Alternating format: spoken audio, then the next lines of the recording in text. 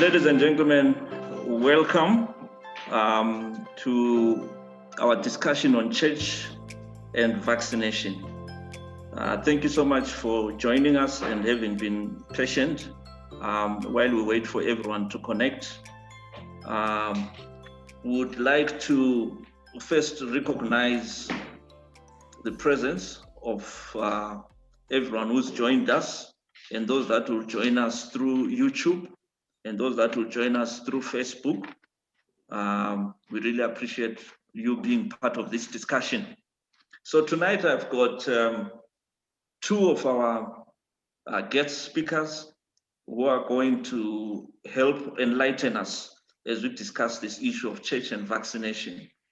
I've got with me first Dr. Raymond Motsi. He is the president for the Theological College of Zimbabwe. He is also one of the founding trustees for Zimbabwe Christian Alliance. And most people have known him as a pastor here in the city of Bulawayo for many, many years with the Baptist Church. So we really appreciate your presence, Dr. Motsi. And also is Dr. Wedu Ndebele. He is the president for the Medical Association here in Ndebele, but also he has worked very closely and is one of the trustees for the For Bulawayo Trust. As most of you know, he's also a specialist working with children. He has worked very hard with Useni, setting up Useni, but he's also with the NAST Medical School, where they've been doing very much involved in the issues of COVID and following up on issues to do with COVID. As we speak now, Zimbabwe is in its second wave. I think a lot of us have seen reports on the schools and school children that have been affected. But also we know that the nation is at the level where it has started the vaccination process. Yesterday, we saw the president getting his second jab in Kwekwe, amidst a lot of other church leaders, civic leaders, and I know that both of my guests have actually taken their vaccination. They've been vaccinated against COVID-19. So it's going to be a very interesting discussion. I think just to kick us off, as we start our meeting, I would like to ask Dr. Ndebele to just give us an update of where are we as the nation in terms of COVID. What is the situation? Dr. Ndebele, thank you, welcome. Thank you, Reverend, and good evening, everyone. Thank you for having me. Yes, I think we are all aware that as a country, this is now 1 year after we were hit by this pandemic since March last year, and that we had a first wave that peaked around July, and then subsided, and then we had the second wave at December, January, which has subsided except for the few cases that, sporadic cases that we are seeing in the schools, which are worrisome, because everyone is worried that could this be the beginning of a third wave. And certainly, I think if we don't take precautions, it may be indeed the beginning of a third wave.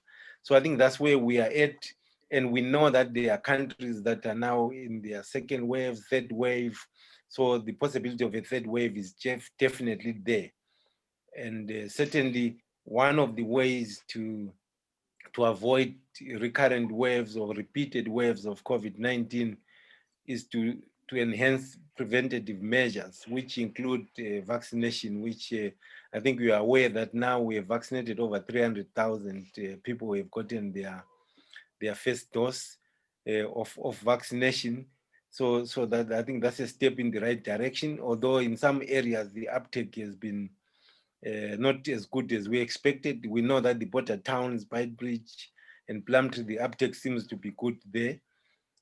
But in other places, there's still some hesitance in certain populations where, because of what is going on in the social media, the myths and the theories that are going around, people are hesitant to actually vaccinate.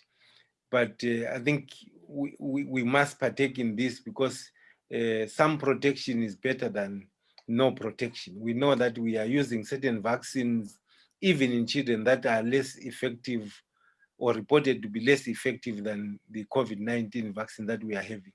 For example, we are in children, we vaccinate against rotavirus, which is against diarrhea, which is a big killer, one of the top 3 killers in under 5s. And with the 50% efficacy, we have reduced the deaths from diarrhea significantly. And I think even yourselves, you have seen that the people that you know, there's much less children dying from diarrhea from a vaccine with an efficacy of 50%. So as long as the coverage is good, even if the efficacy is not close to 90s or 100%, it will still have an impact. So I think this is where we are at, but also so that we don't let our guards down as a nation, because COVID seems to be definitely still there with the various strains that are popping up everywhere. And I'm sure even here with the monitoring and surveillance, we will get new strains as the virus tries to defeat all the measures that are being put in place, but also as a natural process of evolution of organisms where they change their genetic structure. So I think this is the situation that we are in. And now that we are going into winter, where obviously all viral infections spread much easier in winter. It's not just COVID, just like flu and other influenza viruses, they spread much faster in winter because of the cold temperatures and people spending time indoors and all that. So if we let our guards down, this is not a good time, certainly, to do that. Thank you. Well, thank you so much, Dr. Ndebele, for giving us that important update and background and where things are. I think that what is key now also is this kind of information that you are giving us. One of the sectors that have had a lot of influence on the uptake of the virus, we did, as Christian Alliance, we had done a survey, and 75% from churches, people from churches were hesitant to take up the vaccine. That was at the beginning of the whole process. We still need to do another survey now to check where the levels are. But however, the church has been one of those sectors that are influential. As we know, 80% of our population goes to churches. And we've got with us, like I had earlier introduced, Dr. Raymond Motsi, president of the Theological College of Zimbabwe. Dr. Motsi, is there anything in the Bible or in our church theology and understanding of God that could make us not to take the vaccine at this particular moment?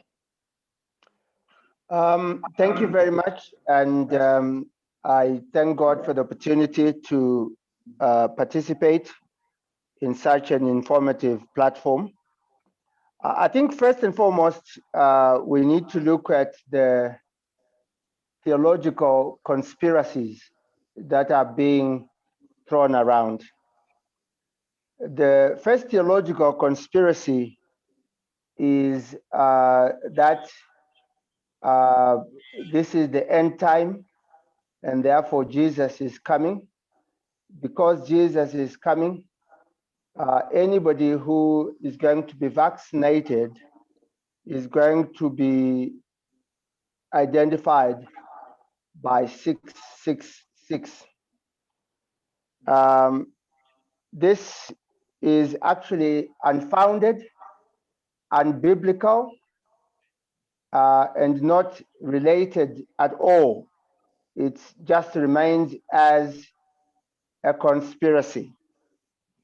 This particular vaccine, like Dr. Ndebele has mentioned,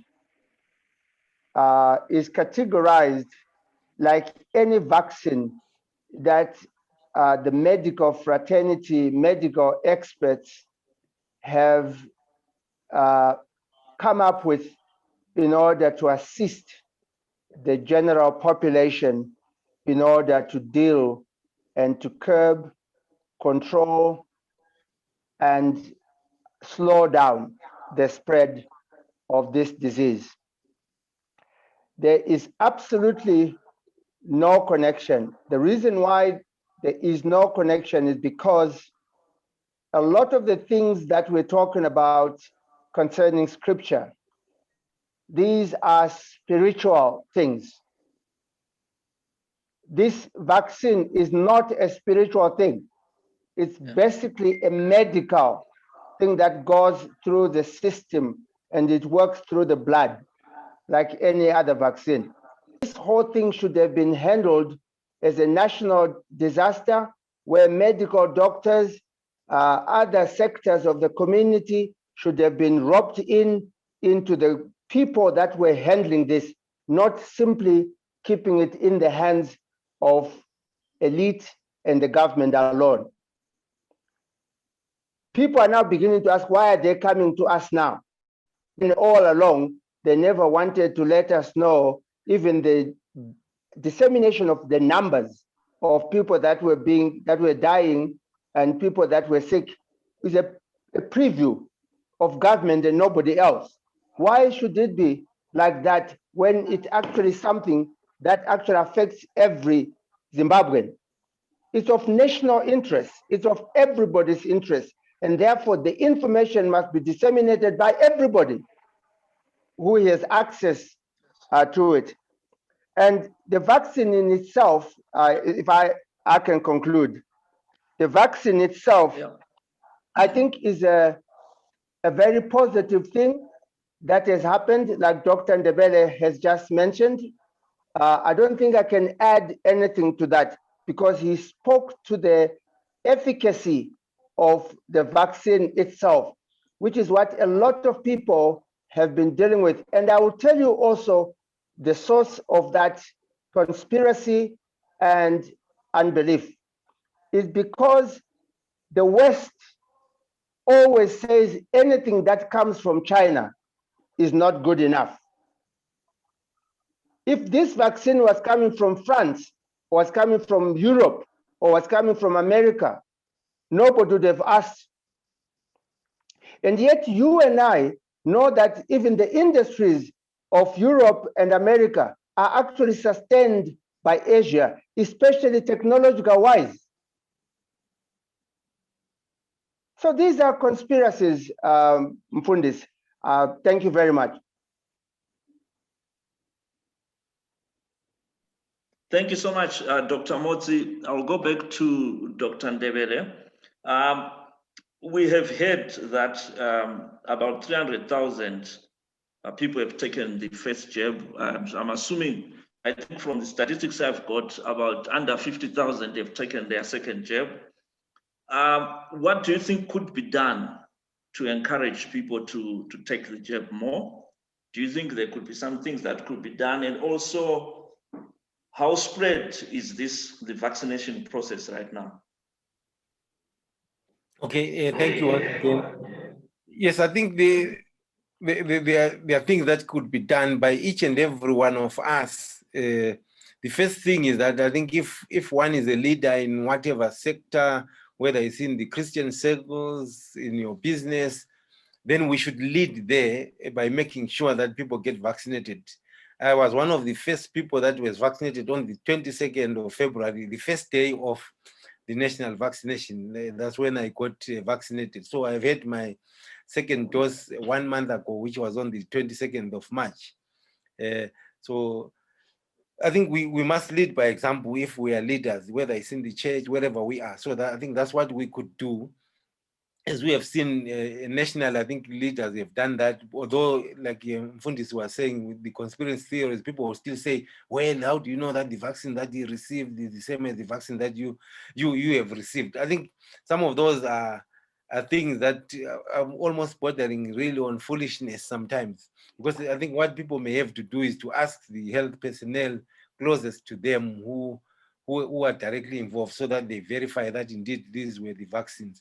So I think all of us must propagate for this. As for me, for example, what I've done is my whole family, now that they've opened up, is vaccinated, they've got their first dose. So I think start where you are at. I think even the Bible says that you must start in Jerusalem before you go to Samaria, to Judea, and to the uttermost part. So if you are a leader in whatever form, whether you are a leader in your own home, lead by example by getting the jab. If you are worried that it will wipe up your family, get it yourself, then get your family members to get. So that way, I think we can propagate the the vaccination, just like we spread the gospel. The most effective way is one-to-one. So even here, information from those that have been vaccinated, those that are in the health sector, and those that are in leadership will help scale up this vaccination. And then, of course, in terms of the health sector, more vaccination centers being opened, which I think now there's quite a lot. If I'm thinking in Bulawayo, for example, there's the vaccination centers are now sprouting all over, including Useni, so you can get there to get vaccinated. All the city clinics, all the central hospitals, they are vaccinating. So you just walk in there and you can actually get vaccinated. So I think the centers are actually there. It's the people that are hesitant. So we need to all encourage them and lead by example so that we get vaccinated. Thank you. Well, thank you so much, Dr. Ndebele. Dr. Motsi, what do you think the church could do to mobilize and get people to be vaccinated, considering that our survey indicated that 75% of our population as churches, people are very hesitant. With 15% where people said, yes, we can go on. And the other percentage is people sitting on the fence. How do we push the numbers up?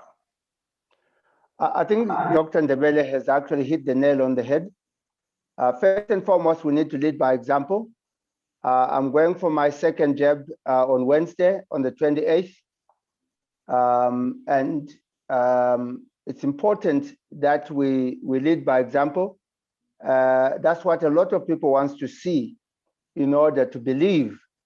Because if we have been the very people who have been the doubting Thomases, as it were, we therefore need to indicate, demonstrate, lead by example as we go and get vaccinated. But I think the second aspect is also to try and help people that they need to be very careful to read into situations, scriptures, Bible, theologies that have no bearing at all to what is going on. And part of the facts that people need to understand is that the coronavirus is a novel, as it were, new pandemic.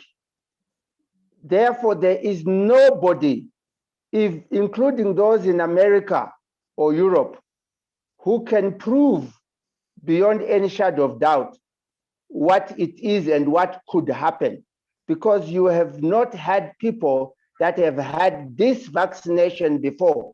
And that situation prevails right across the world, not only in Zimbabwe. And I think when people get to understand that, that is very helpful. The most important thing is that when we are Christians, it does not mean that we should stop thinking rationally and be gullible, easily misled by people who may actually be wanting money from us. And I dare say it, even say to some members, come and I will lay hands on you so that you may not get the virus, which is nonsensical. Well, thank you so much. We've got some of our participants here. If you want to have engage, this is more of an engagement and information sharing platform. If you want to raise a question or you have an issue you want to say, please show that by raising up your hand. But on the chat already, we've got an interesting Marilyn Changira is saying that, Mpundis, let me say this, this is very important. I think like everywhere else, while Dr. Ndebele and I are saying what we are saying, it must also be understood that this is voluntary. Nobody's going to hold you by the barrel of the gun that you must be vaccinated. People must know that as well.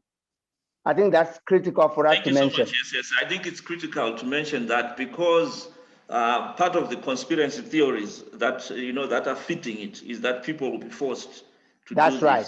Yeah, That's so right. I think it's very important for that clarification that you made. I was saying, Marilyn was saying that, Pastor Motsi, Hosea chapter 4, verse 6, which says, my people perish because of lack of knowledge. I think that's very, very important. We have got some of our participants here. If there's anyone who wants to ask a question, please do so. Maybe before I go to Dr. Ndebele, I'll ask Dr. Motsi just to re-emphasize. Part of the problem with the Christian community, the big one, has been the 666 issue, that this is the end of the world. According to our theological understanding, is this how the 666 will come? Can it come through a vaccination? Maybe just to re-emphasize, some people have joined on late, you might need to understand, I think, what you had already said earlier. According to scripture, 666 comes in through what people believe, especially when you are believing anything that is anti-Christ or against Christianity. That's how the Bible talks about it. There will be people who, through their belief in other things, that they will come against the Christians, against Christ, and they want to desecrate the temple and that kind of thing. It's a spiritual thing. It is not physical. It is not water. It is not oil. It is not something that you receive. It is something what you either believe or not. Well, thank you. Thank you so much, Dr. Ndebele. We've seen the impact of COVID-19 now on schools. What's the situation? Can children get vaccinated? At what age can someone get vaccinated? Could children be vaccinated now since it's affecting schools? Okay, thank you for that question. Currently, the recommendation is that only those that are 18 up to 80 years of age are being vaccinated. Anyone outside those ranges is not currently recommended, but we are trusting that there are studies that are ongoing globally, that very soon those bars will be extended on both sides as safety is proven, that we'll be able to vaccinate even children that are older. Because if you look at schools, if we are saying 18, that means we are only talking about maybe upper 60s, a few that may be delayed going to school. Otherwise, most of the school, other than the teachers, will not be vaccinated. So currently it's 18 to 80 years, like Pastor Motsi, Dr. Motsi has already said, and that is still voluntary. So the teachers will be vaccinated and a few people who are above 18. That's the current recommendation. But we are hopeful that this will change very quickly, because some of these vaccines are using methods, conventional methods that have been used in children who are mostly being vaccinated. And we think safety will quickly be proved and they will also be vaccinated, because we know that though they tend to suffer less severe disease, they are very good transmitters of the virus. So it will be important that they also eventually do get vaccinated so that we stop the spread and transmission. Thank you. Okay, Mkululi has got, Pastor Mkululi has got his hand, Slola, his hand up. Please, if you can unmute yourself and ask the question. And then I'll get back to Dr. Ndebele and Dr. Motsi for 2 more questions. Thank you. Thanks, Rev. I joined late. I have a question. I'm not sure that it has been asked for. I've been hearing that this Chinese vaccine is on a phase of testing, of being tested. How far true is that? His question, Dr. Ndebele, is that the Chinese vaccine is still being tested. It's not yet, in other words, he's saying, is it true that it's not yet ready for rollout? Okay, thank you. Actually, if you follow, most of the vaccines that are being vaccinated are either at that same level or maybe some of them one step ahead. because this is a pandemic and it's an emergency, vaccines are authorized to be used even before they are fully tested. We saw this with Ebola when there was an outbreak in West Africa. Ebola, they started vaccinating in some instances when it was even phase 2, because this was an outbreak and they needed something that will stop the spread. So most of the vaccines that are out there are still being monitored. That's why you have heard about the Johnson & Johnson and the clots and the AstraZeneca and the clots. It's because monitoring is ongoing to find out safety. That's why even earlier when I said very soon we will have evidence to show that even in children it's also safe to give, because this is an ongoing process to try and curtail this vaccine. So this is not unique to the Chinese vaccine that in some countries it started when it was actually still phase 3. Although now we have had results of those phase 3 studies from several countries to show those efficacy figures that I was talking about, which are definitely above 50% in all the reports. Okay, one big question that's coming out from many people is that I'm now vaccinated. Why am I still wearing the mask? Why am I still needing to keep the social distance? I've done the vaccination.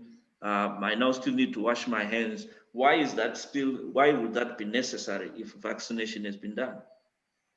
I think I answered that question for you, for the people, without taking too much time. I did mention that, like Dr. Ndebele has just said, these are new vaccines that are coming online. And we do not have a medical history and record to be able to say with specific information, this is what would happen and this is what the side effect would be. And because they are new, it's a pandemic, it's a crisis. And therefore, nobody at this juncture, no medical doctor can guarantee that, can tell you that, because it has never happened before. It has never been used before. Yeah. Where do people expect doctors to get that kind of information from? So all they are saying is, let's preempt. Prevention is better than cure. So that's all they're saying. Thank you. Dr. Ndebele, your take on that? Thank you so much, Dr. Motsi, on that. Yes, thank you. Yes, and I think the other aspect is the fact that until we reach what is called herd immunity, where there is a significant part of the population that is vaccinated to stop the spread. To simplify that, what we mean by that is that, for example, if we have reached herd immunity, let's say in the on my count here, I'm seeing 22 people. There may be more others who are watching, more than one person per gadget. So if we were connected and we were in one room, the 22 of us, and only 2 of us were vaccinated, there's no way that will stop the spread of the vaccine. But if of these 22, 18 or 20 of us are vaccinated, the probability of one getting it from that meeting will be significantly reduced, assuming the efficacy of the vaccine. So we have not yet reached herd immunity, which will require 60 to 70% of the population to be vaccinated. So because of that, there's still lots of virus that is likely to be spreading. And hence we need to continue to use the other methods, but also the other information like Dr. Motsi is saying, that we still don't know how effective these are. We know that the vaccines are definitely effective against against severe infection and reducing transmission. As to what extent of the reduction of transmission is not yet clear, but we know it definitely reduces hospitalization, it reduces severe infection, and reduces death. But it may not necessarily in everyone stop transmission. And hence, people still need to continue to wash hands. You need to continue to put on your face mask. But these things will become clear as this unfolds. And the time will come when we will be told that it's no longer necessary to put the mask, I believe. But it's not now. One of my questions that I wanted to throw to Dr. Motsi, churches are limited to 50 people now at the current moment. What's your take on that? How, as churches, do we behave? Also go back to Dr. Ndebele on this. What's your advice to the churches? How do we manage this situation? You know that churches, we believe in having congregates, we believe in celebration, communion together and having big services, but now we're only limited to 50. How do we go from here? And I'm made to understand a lot of churches are now, trying to meet secretly, increase numbers. What's your advice? Well, I think I'm not going to be prophetic because this has already happened. I think the church fraternity needs to continue to reflect on this whole pandemic in order to discern what God may be saying to us. How do we define church? Is church defined by the gathering of the people or the Christians themselves, that if we are Christians where there are 2 or 3 gathered, there Christ is? We are used to be meeting. But if you go to the New Testament, people used to meet in small groups within their homes and small fellowships. So I think that the limitation of the numbers does not necessarily limit the relationship of people to God, or even the way in which churches could happen. Because for your own information, there are a lot of churches that have been too big in themselves in such a way that sometimes it's practically impossible for the people to know each other and even to care for each other. And so in some sense, this enables us to actually grow, where we develop churches everywhere and people begin to meet by themselves. So I think that in some way, God is helping us to develop church in such a way that we become more effective in making people witnesses wherever they are and in whichever places they meet.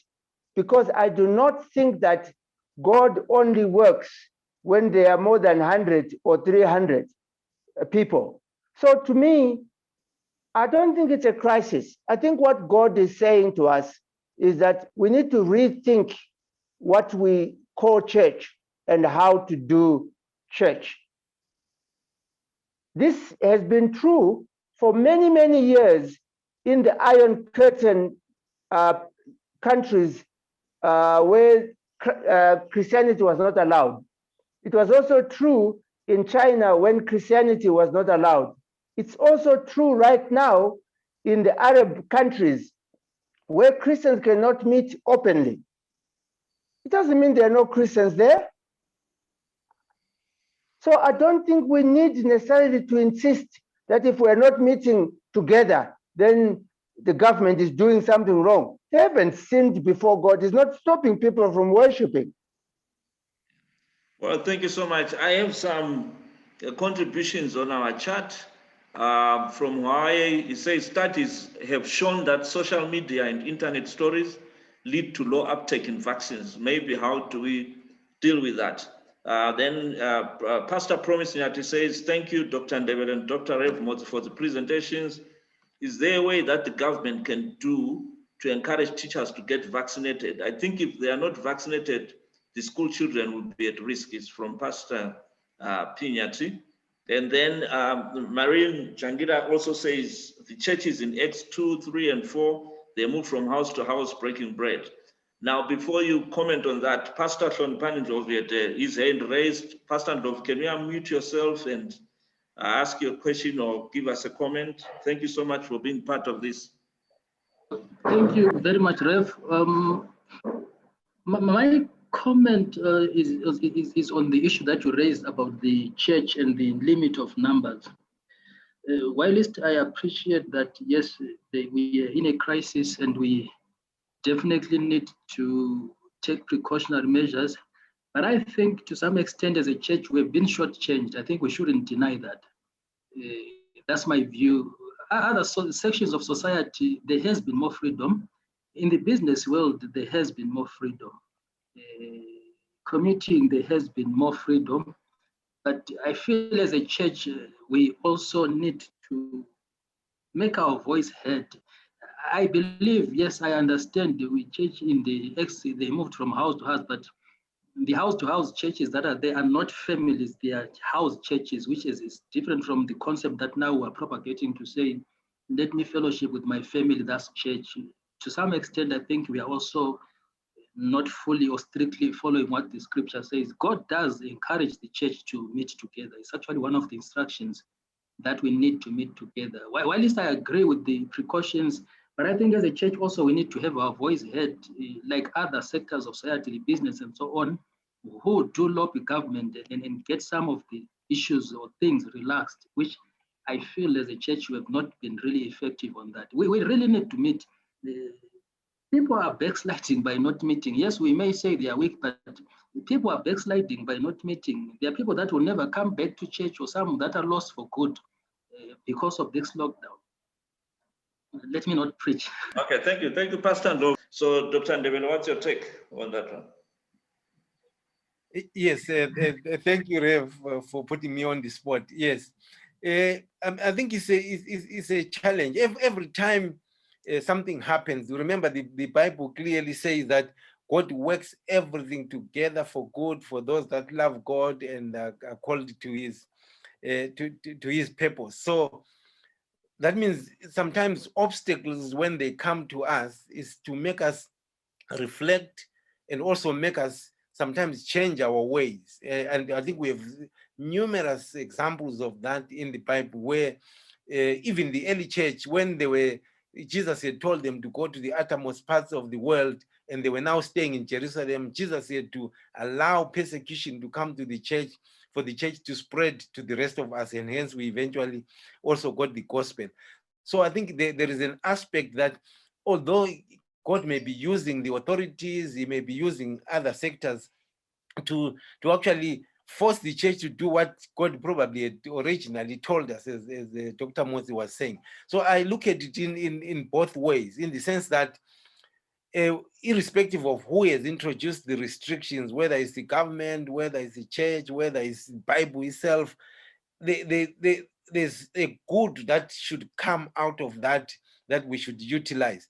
As much as people want to meet, the challenge with large gatherings of people, I'm sure many of you on the platform here, you probably can cite examples of what happens in funerals and so forth, is that our people, when they meet together, they violate the basic infection control rules, including those of COVID-19. Recently, I think I was at a funeral. I saw people shaking everyone's hand. In this day, time and age, I almost felt like walking away. People are still doing things like that. And all you need in that situation is just one person to have COVID, and the rest of the congregation or the rest of that gathering, whether it's a funeral or whatever, that will happen. So sometimes that's the challenge, that when the people have actually come, let's say they say gatherings can go up to 300. When the people have come, there may be challenges in actually controlling everyone. We see people even in the church coming with the mouth covered, the nose is not covered. If that person sneezes and happen to have COVID, then the whole church, if it's a closed setup, is going to get it. So my take is that, yes, a time will come, and part of quickening that coming is us encouraging people to be vaccinated, so that government is confident also that we have had enough protection. Then I'm sure the gatherings will be increased. So I think it's a two-edged sword. We must utilize the opportunity that we have to do things in a different way, but and also make sure that when we do gather, we enforce what has already been given. If we are showing that we are enforcing this effectively, then probably the relaxations will come. Thank you. Someone is asking, how can the church counter the social media rumors and conspiracy theories that appear to be some of the major drivers for vaccine hesitancy? Thank you. I think the first thing that I also needed to affirm is that somebody had already talked about teachers. I think the most important thing is to find key people within the society and the community and try and see if we could influence these key people in whatever community there is. For example, if it was in the rural area, you would go to the chiefs, to the headmen, the war veterans, to kind of help them to understand some of these things so that they can also be able to lead by example. And teachers are no exception. Nurses are no exception as well. These are key influential people, including pastors within the communities, that if something like this happened that relates to people going to be vaccinated, a lot of people would actually follow. How we were able to deal with HIV and AIDS is such that there was a point in time where HIV and AIDS was something that was spoken about, and the majority of us never thought it could affect us until it became so clear that we were all part of the affected and infected. And I think when we all begin to talk about this, talk about the coronavirus across the board, it will enable us. We need to be able to magnify, amplify the positive voices and be able to let people know that some of the concerns may be true, but not necessarily right. Because I don't think we are saying to everybody, we have the answers, we know exactly what is going on. That's the danger of mankind, that we always ask why, and ever so often, nobody actually is able to answer that question, even at a funeral. And so it's important that when we look at the wrong information that is being disseminated by people going out, the only way to deal with that wrong information is for people like you, Reverend Useni, to do campaigns like we did or we do during elections, where we go right across the board, youths, women, couples, elderly people, speaking of their experiences, talking to other people about what's happening. The problem is conspiracies feed on lack of information. Conspiracies feed on secrecy. And we must demystify that. That is one of the strongest ways of how to deal with it.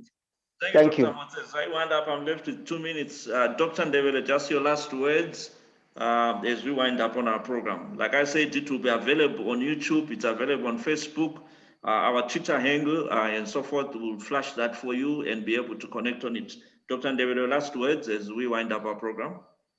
Okay, thank you very much. I think that is true that I think all of us need to be giving the correct information, because we must counteract, so that every conversation that you are in, make sure you are propagating correct information in the WhatsApp groups that we are in, all the social media that we are in. Let's propagate the correct, true reflection of what is happening. If you are not knowledgeable in that area, then don't propagate the wrong. Thank you so much, Dr. Ndebele, for a sound discussion. We'll continue on this discussion and get everyone to have access to this. Our Twitter handle is on the chat. Please check there and you can join our YouTube. Thank you so much. God bless you for tonight. Have a very good night. God bless you. Thank you.